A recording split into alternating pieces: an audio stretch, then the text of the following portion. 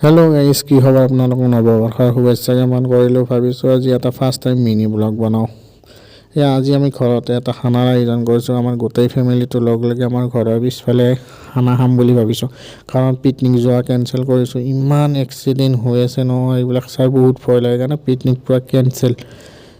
মা, ভণ্টি, পেহা, পেহী ইয়াতে পূৰা খানা বনোৱাত ব্যস্ত হৈ আছে আৰু মই ভিডিঅ' বনাই আছোঁ। মই কাম কৰিছোঁ বাৰু, এতিয়া ভিডিঅ' এটা বনাই লওঁ।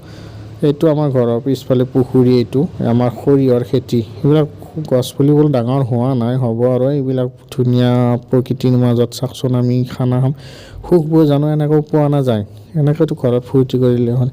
ঠিক আছে, আমাৰ খানাত কি কি আছে আইটেম আপোনালোকক নকওঁ বাৰু, বনাই আছে পূৰা, হ'বই আৰু।